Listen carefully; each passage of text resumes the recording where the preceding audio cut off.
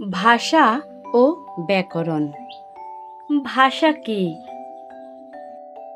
আমরা মানুষ, তাই অন্যের সাথে আমাদের মনের ভাব প্রকাশ করতে হয়।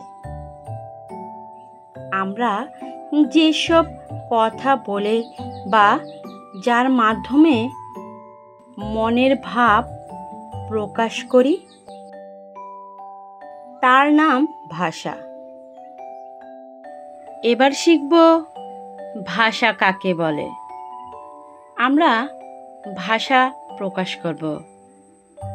মানুষ কথা বলে, লিখে বা অন্য কোনো উপায়ে মনের যে ভাব প্রকাশ করে তাকে ভাষা বলে।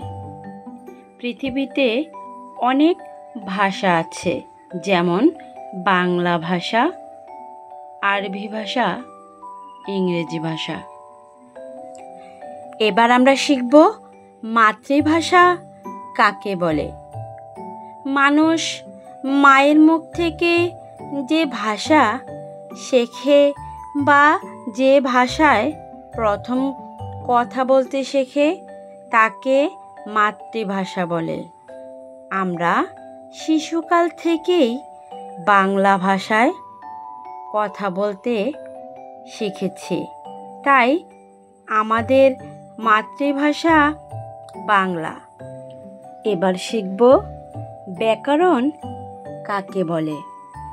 যে পুস্তক পাঠ করলে ভাষা সঠিকভাবে লিখতে, পড়তে ও বলতে পারা যায় তাকে ব্যাকরণ বলে।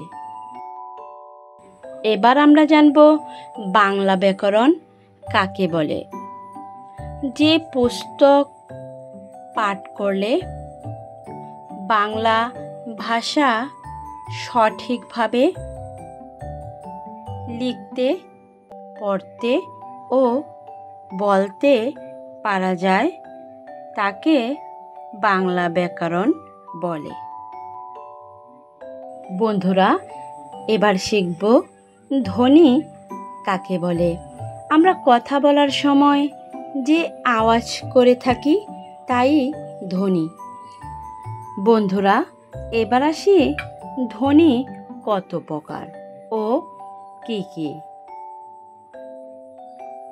বাংলা ভাষায় ধ্বনি দুই প্রকার, যথা স্বরধ্বনি ও ব্যঞ্জনধ্বনি।